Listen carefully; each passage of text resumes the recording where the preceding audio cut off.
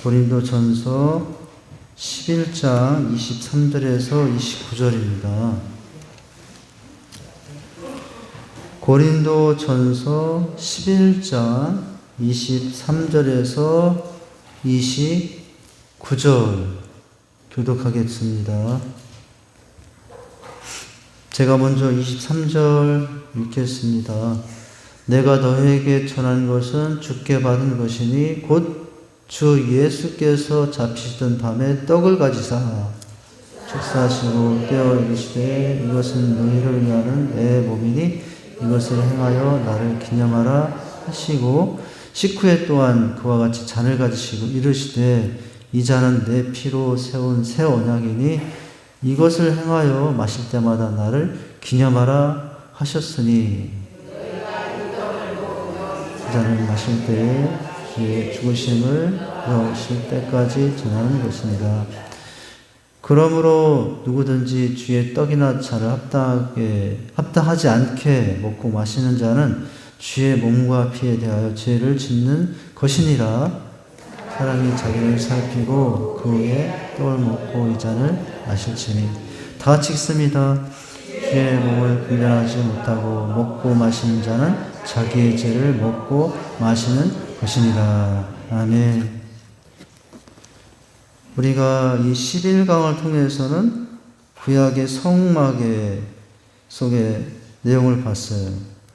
구약의 성막을 통해서 이루어졌던 그 제사가 신약으로 넘어와서는 이제 예배가 되었는데 또 그 예배 중에 무엇과 연관되어서 오늘 말씀을 살펴보게 되냐면은 성례와 관련해서 말씀을 살펴보게 됩니다.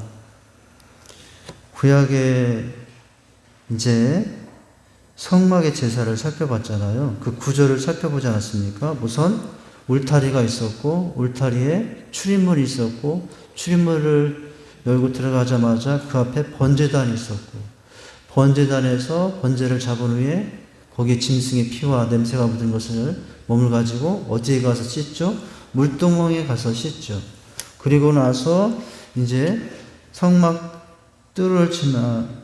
뜰에서 들어갔은 후에 이제 성소로 들어가서 성소 안에 이제 금촛대가 있었고 떡상이 있었고 그리고 또 성소를 지나 휘장을 넘어서 들어가면 마지막에는 하나님의 법궤, 아론의 쌍난 지팡이와 십계명과 또 뭐가 있었죠?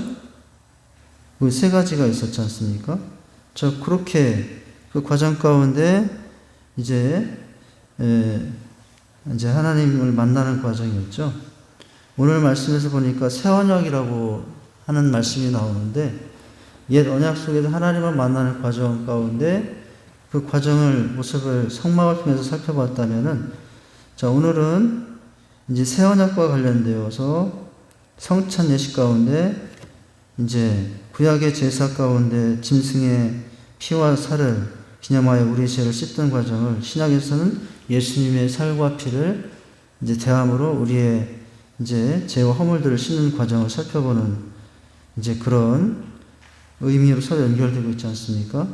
자, 오늘 말씀은 그것과 관련해서 설명하기 위해서 성막과 관련하여 이제 이 신약의 성례전을 설명하는 중에 어떤 교회를 예를 들어서 우리가 보고 있냐면은 고린도 교회 안에 있었던 성례전에 대해서 이제 살펴보고 있습니다.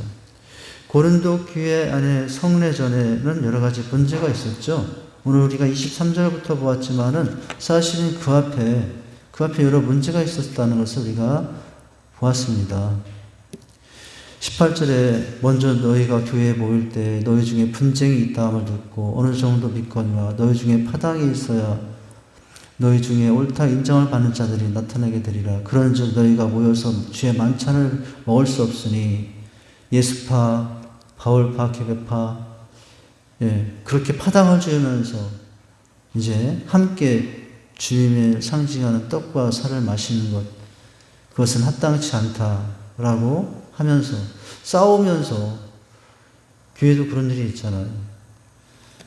파가 나뉘어가지고 이쪽 저쪽 나눠가지고 이제 서로 핏대 올리고 언성을 높이고 싸우다가 성찬식이 됐으니까 안 그런 건 다 있고 성찬의 예식에 임하는 것은 합당한 모습이 아니잖아요. 그런 걸 해결하고 회개하고 하나가 되고 그리고 나서 주님의 몸과 살을 대하여 그 성찬이 진정 의미가 있는 성찬이 되지 않겠습니까? 자, 그런데 이제 그런 문제가 있었죠, 교회에. 이것을 먹을 때 각각 자기의 만찬을 먼저 갖다 먹음으로 어떤 사람은 시장하고 어떤 사람은 취함이라. 22절에 너희가 먹고 마실 집이 없느냐. 너희가 하나님의 교회를 업신여기고, 파를 나눠가지고 개바파, 예수파, 베드로파 이렇게 하면서 그 하나님 업신여기는 행위라고 표현하고 있죠. 그리고 빈곤한 자들을 부끄럽게 하느냐. 성만찬을 통해서 오히려 이제 부자들 있고 가난한 자가 있는데 먼저 온 자는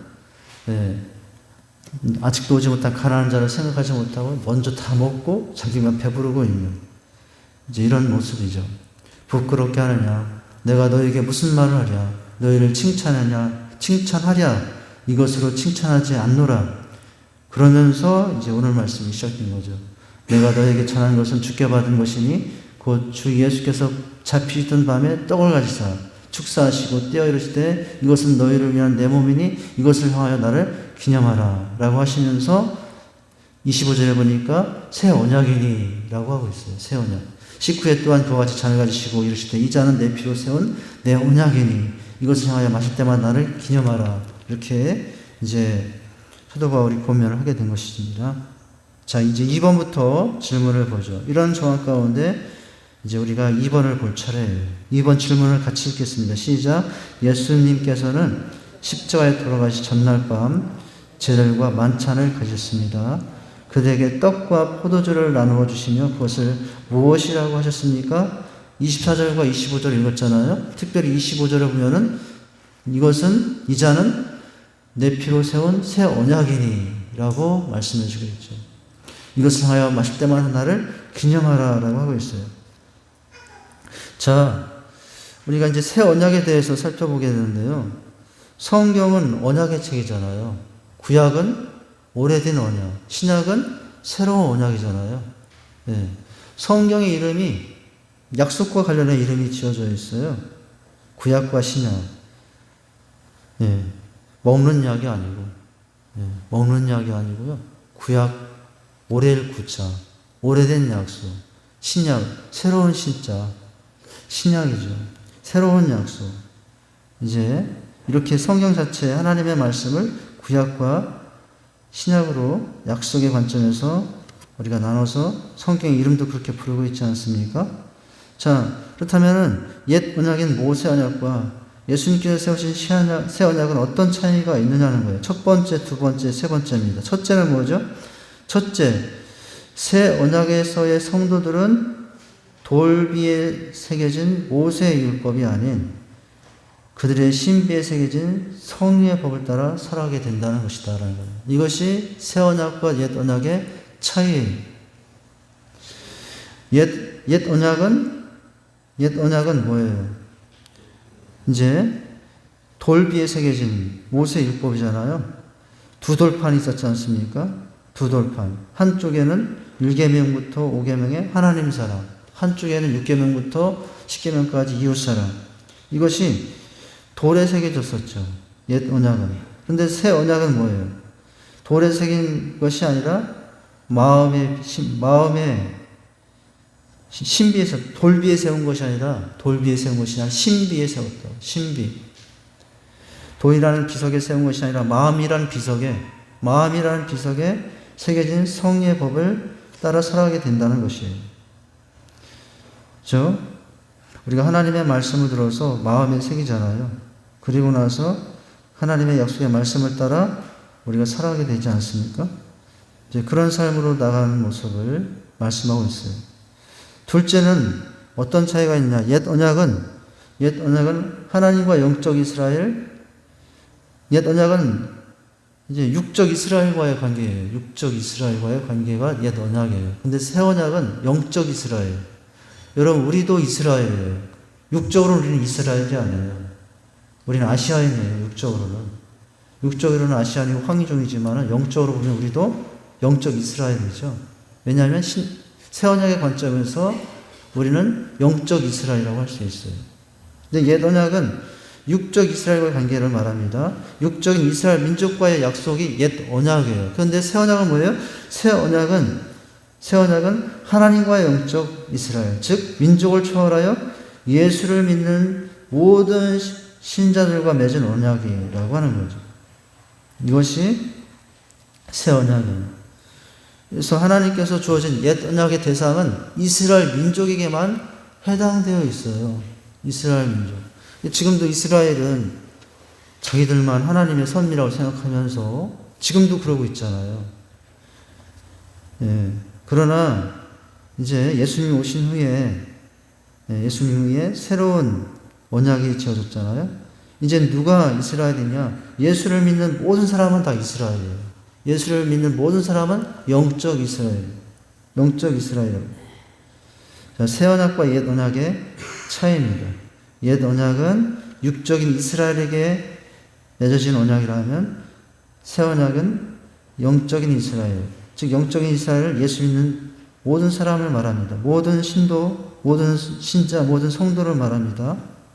자, 셋째입니다. 셋째. 옛 언약은 짐승의 피로 말미암았어요. 옛 언약은 짐승의 피로. 우리가 지난 시간까지 이제 번제단을 보고 물두멍이 이야기를 했잖아요. 예.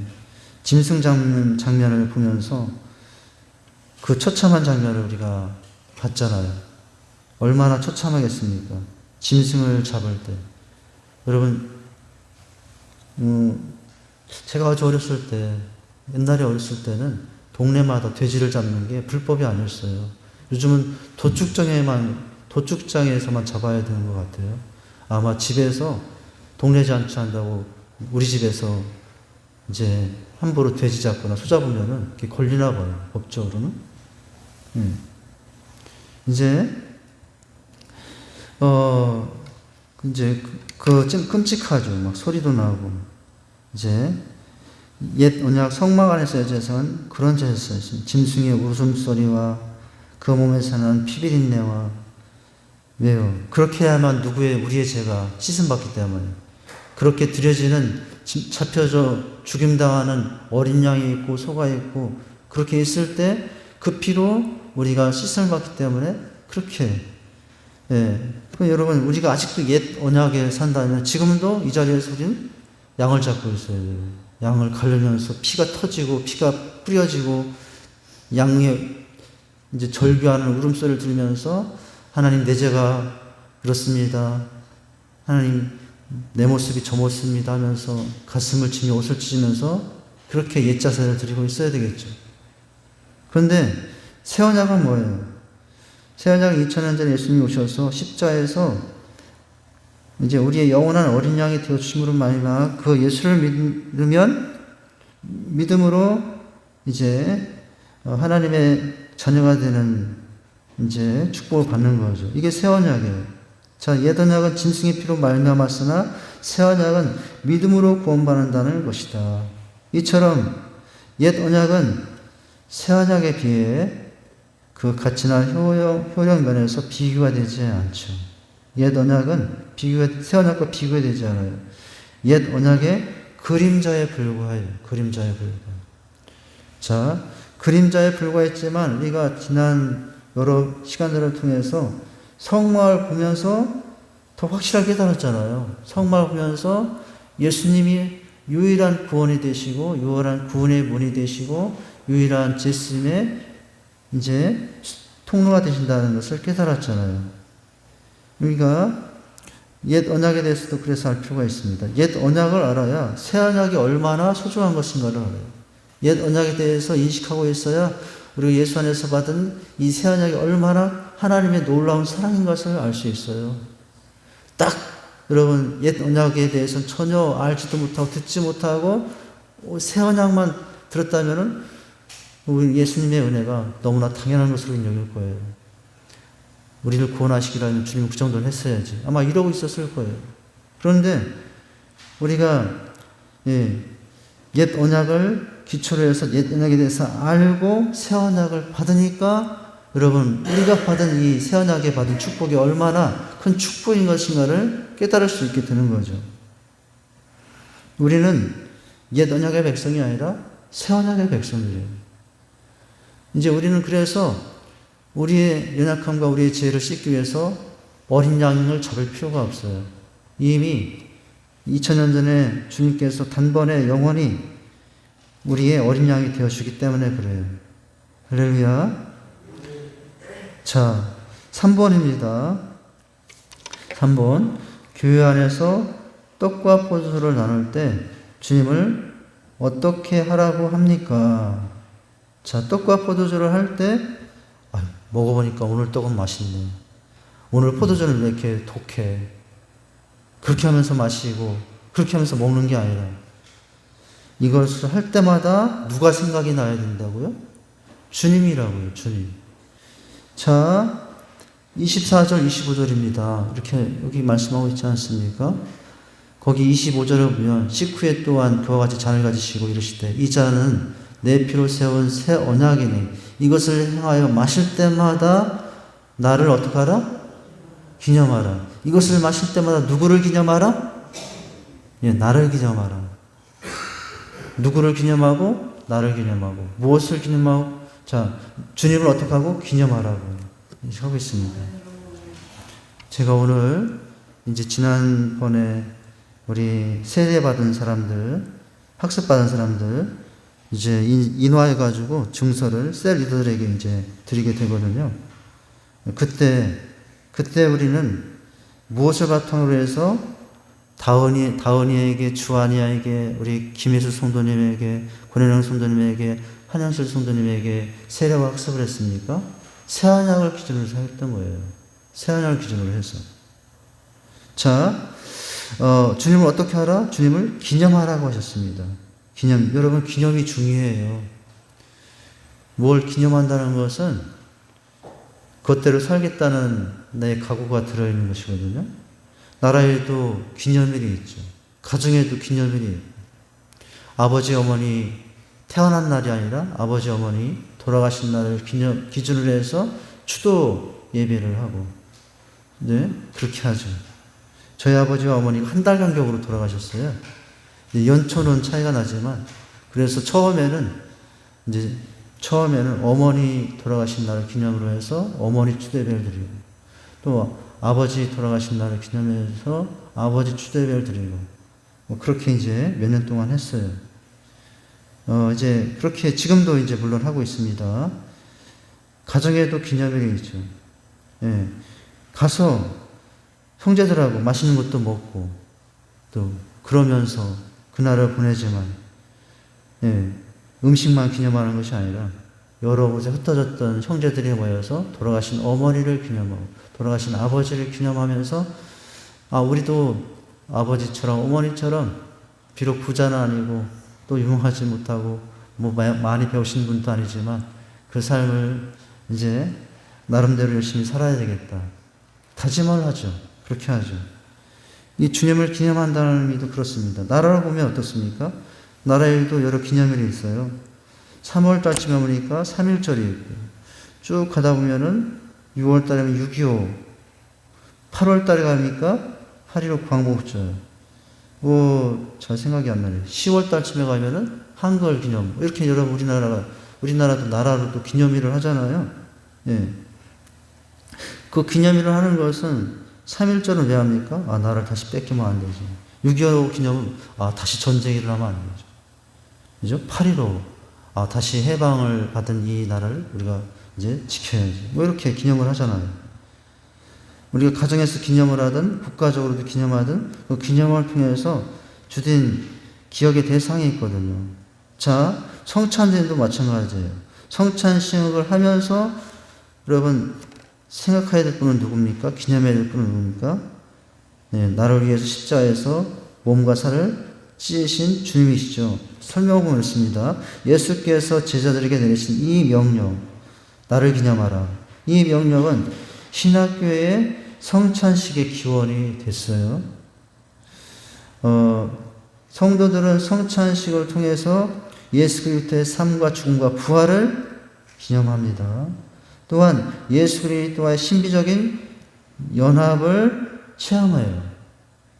즉 예수님의 죽으심과 함께 옛사람이 십자가에 못 박히시고 예수의 부활과 함께 새 사람으로 부활함을 체험하는 거죠. 이렇게 이제 이것이 바로 성례전의 의미입니다. 근데 여기서 어때요? 성찬식을 통해서 예수 그리스도의 삶, 죽음, 부활을 기념하고 있나요? 그렇게 돼야 되죠. 그리고 예수 그리스도와의 신비적인 연합, 한 몸이 되는 체험.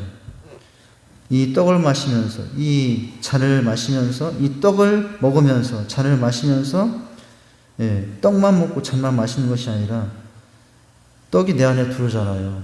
마시면 내 안에 들어오잖아요. 그 떡이 나와 하나가 되잖아요. 그 포도주가 나와 하나가 되잖아요. 바로 무엇을 체험하는 시간에 주님과 내가 하나가 되는 체험을 하는 거죠. 이것이 성찬식이 될 수 있어야 된다고. 주님, 이제는 떡이 내 안에 들어서 나와 하나가 되고 이 잔이 내 안에 들어서 나와 하나가 됐듯이 이제는 비록 지금까지 사느라고 바빠서 제대로 못 살았지만 다시 한번 주님과 하나 되는 삶을 살겠습니다. 이렇게 결단하고 다짐하는 게 성찬식이잖아요. 거기서 그치지 않고 그 다음에 뭐예요? 예수의 죽으심과 함께 옛사람 십자가에 못 박히시고 부활과 함께 새 사람으로 부활됨을 체험하는 거죠. 이것이 있을 때 바로 성찬은 바로 시행된 성찬이 될 수 있다고 하겠습니다. 자, 또한 그 문장 뒤에 보면은 또한 성찬식은 예수의 재림으로 완성될 나라에 들어가 하나님 나라에 들어가 성도들이 참여하게 될 어린 양의 혼인잔치를 상징하고 있어요. 어린 양의 혼인잔치를 상징하고 있어요. 여러분, 흐름이 어떻게 되죠? 흐름이 어떻게 돼요? 구약의 어린 양을 잡는 장면. 그것은 2000년 전에 예수님이 오셔서 십자가에 살리시며 살과 피를 찢으시면서 제정하였던 만찬, 최후의 만찬을 이제 상징하죠. 그런데 그것이 끝이 아니라고요. 이 성찬식을 할 때는 무엇도 기념하면서 무엇도 기대하면서 하는 거예요? 어느 때를 기대하면서 어느 나라를 소망하면서 성찬식에 참여하는 거예요? 하나님의 나라를 기다리면서.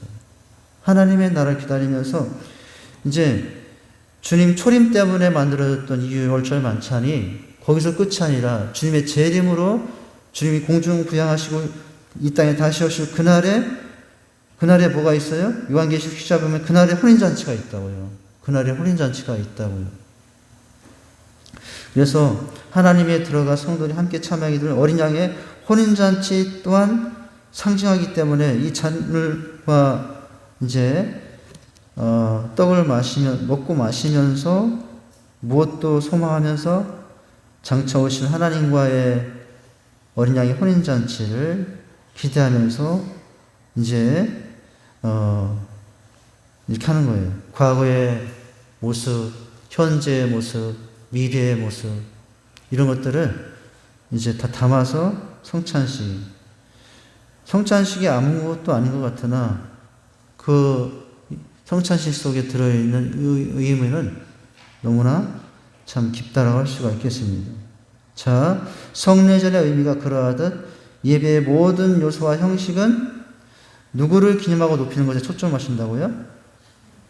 구약의 성막 안에서의 제사든 신약의 최후의 만찬 가운데 있었던 그 어린 양의 이제 만찬이든 다시 오실 이제 주님 다시 오실 재림 때 어린 양의 혼인잔치 가운데 참여하게 되든 다 누구를 기념하고 우리 주 예수 그리스도를 기념하고 높이는 것에 초점을 맞췄어요.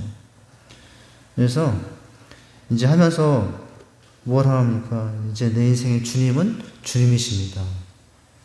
바로 이것이 혼인잔치, 성만찬을 할 때 우리가 고백해야 될 바른 자세죠. 내 인생의 주가 그동안 돈이었습니까? 내 인생의 주가 내 명예, 부와 권세, 뭐 이런 것이었습니까? 이제는 그러면서 성만찬 하면서 아닙니다. 내가 잠시 인생의 주인을 이제 다른 것에 찾았지만 다시 주님을 내 인생의 주를 모시며 주님만을 높이며 살겠습니다. 주님만을 기념하며 살겠습니다. 이런 고백과 이런 결단을 하는 것이 뭐예요? 성례전이 될 수 있어야 된다고요. 그렇게 세례를 받고, 그렇게 학습을 받고, 그렇게 성찬식에 참여할 수 있어야 된다고요. 여기 우리가 학습과 세례를 받는 것을 그냥 내가 교인 됐다는 표시로 받는 것은 아니거든요. 예. 근데 우리가 그렇게 그냥 형식적으로 받을 수가 있어요. 근데 이런 의미를 가지고 받을 수 있어야 된다는 거예요. 그래서 우리가 문답을 미리 리더들에게 시키지 않습니까? 문답을 통해서, 리더를 통해서 그 과정을 거치게 하죠. 자, 4번입니다. 성찬식을 행하면서 주님의 성도들은 어떠한 사명을 다짐하고 실천해야 됩니까? 25절, 26절을 읽어보면 이렇습니다.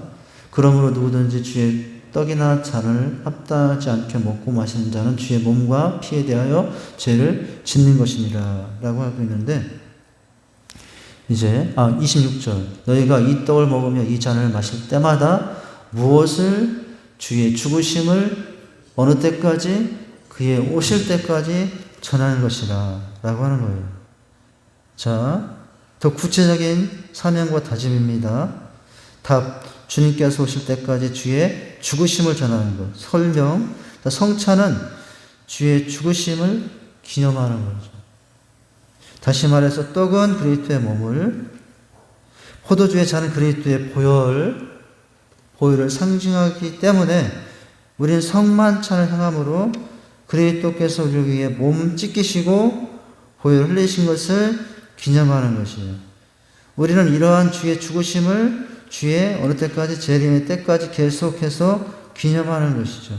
예. 예. 우리가 바로 이 예수님이 이 땅에 있는 모든 인생, 많은 인생들이 그렇게 감화가 되고 감동이 되는 이유는 뭘까요? 만왕의 왕이신 주님이 다른 세상의 왕과는 다른 모습을 보여줬기 때문에 그래요. 우리가 역사 속에 있는 세상의 왕들은 어떤 왕입니까? 근데 주님은 어떤 왕이에요? 근데 주님이 왕이심에도 그렇게 하는 모습이 너무나 감동적인 거예요. 세상의 왕들은 백이면 백 뭡니까? 위에서 군림하고 또 이제 뺏고 착취하고, 그게 세상 모든 왕들의 공통점이에요. 그런데 우리 주님은 뭐예요? 반대신 거예요. 왕이신데, 그냥 왕이 아니라 세상의 만왕의 왕이신데 다 내어주는 왕이에요. 이상한 왕이에요. 세상의 만왕의 왕이신데 내 몸도 나눠줘. 내 몸도 찢어서 나눠줘. 내 몸에 있는 피도 빼서 나눠주시고. 세상에 그런 왕이 있습니까? 그런 왕은 없어요. 앞으로도 없을 거예요. 앞으로도 그런 왕은 나타나지 않을 거예요. 이제. 근데 이상한 왕이 나타나셨죠. 예수님이라는 왕. 그런데 이 예수님이라는 왕은 만왕의 왕이시고 모든 것의 왕이신데도 오히려 뺏고 착취해서 가져가는 왕이 아니라 오히려 주고 나누시고 내 몸과 내 살을 나눠주시고 이제 오신 분이죠. 여러분, 나의 왕이 이러시니 이 왕을 생각하면은 몸둘 바를 모르겠어요. 이 예수님을 생각하면은 몸둘 바를 모르겠다고요. 예. 그래서 잠시 삐뚤어지다가도, 잠시 왜곡되게 살다가도 이 예수님 생각하면 이러면 안 되지. 예. 그리고 다시 회개하고 주님 앞에 서고. 예. 바로 주님이 죽으심이 우리에게 준 의미예요. 왕이심에도 몸 버려, 살 버려 죽으신 주님이신 은혜예요. 이게 주님께서 죽으심의 능력이에요. 주님이 죽으심의 은혜예요. 할렐루야. 그것이라 할 수 있습니다. 그 죽으심을 전하는 거예요. 예수님의 죽으심을 전하는 건 아이고 부끄러워, 이게 아니고요. 예수님의 죽으심이 얼마나 감당할 수 없는 은혜인지, 몸둘 바를 모르는 은혜인지를 전하는 것이거든요. 내가 먼저 그것을 깨달아야 그렇게 또 온전하게 전할 수 있지 않겠습니까? 우리가 평생 자랑할 것은 오직 주님 자랑이에요. 평생 자랑할 것은. 네. 자, 5번입니다. 성찬은 주님의 죽으심과 부활을 기념하는 성스러운 예식입니다.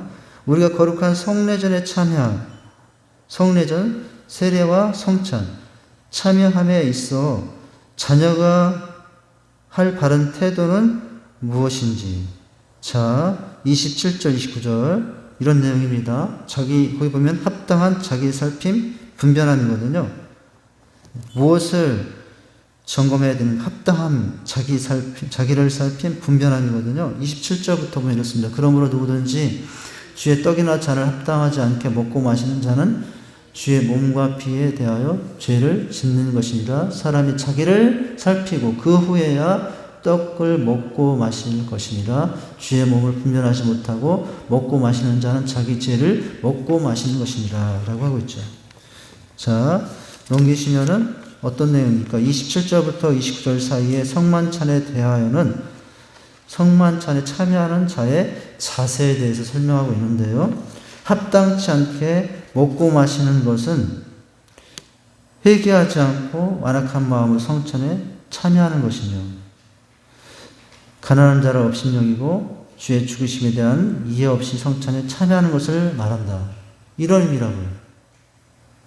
자, 우리 성만찬 할 때마다 모든 집례자들이 이 부분에 대해 선고를 하잖아요. 네.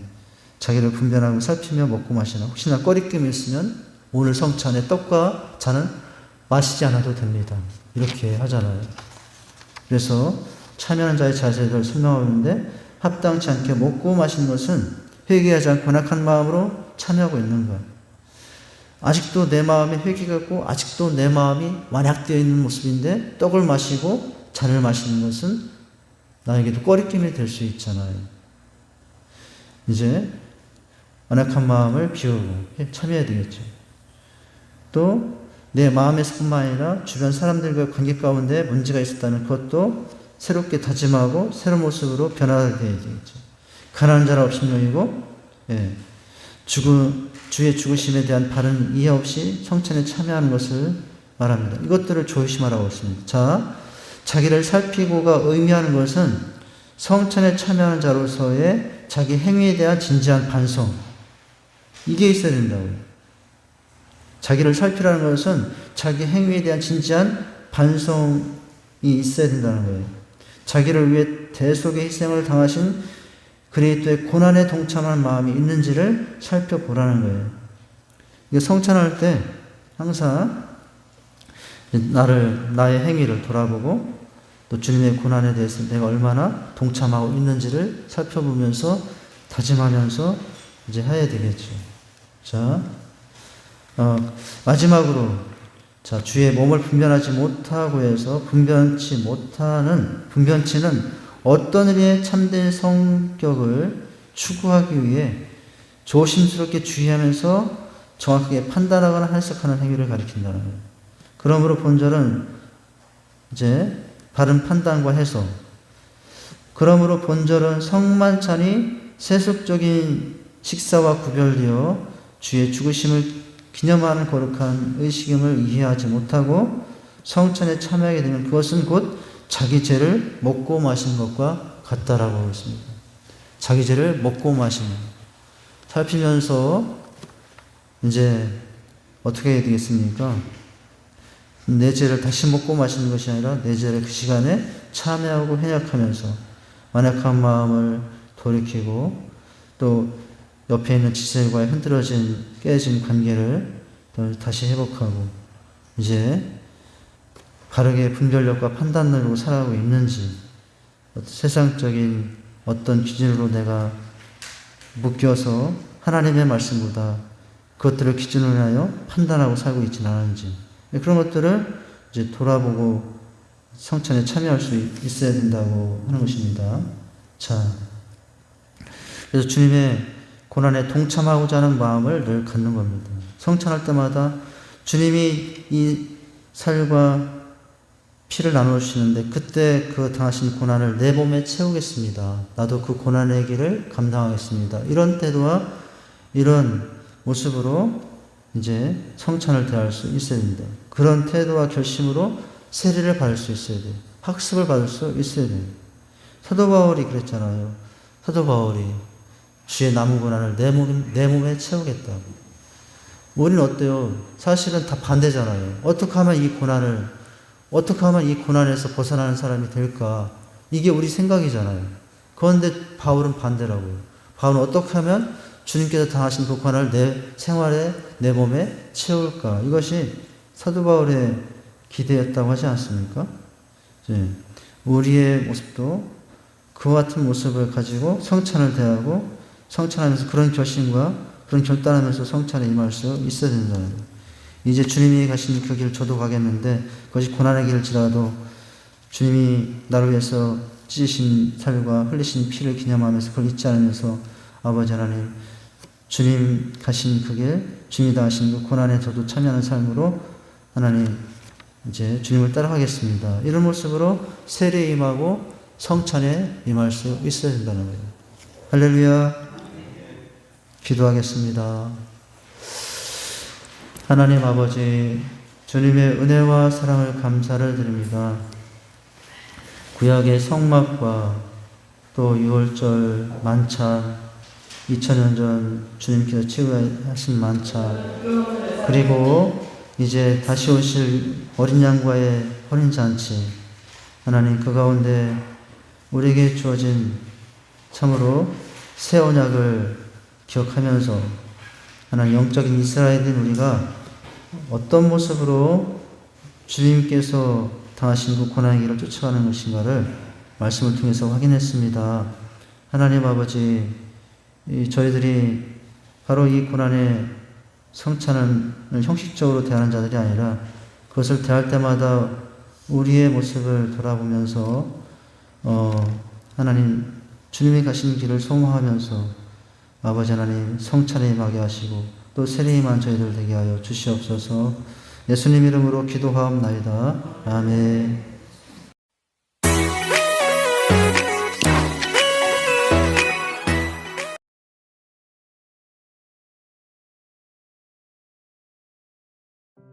하나님은 이스라엘 백성들을 출애굽시키신 후 곧장 가나안 땅으로 인도하지 않으셨습니다.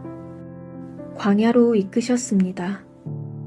사도행전 7장 38절은 광야를 교회라고 말씀합니다. 광야는 아무것도 없는 곳입니다.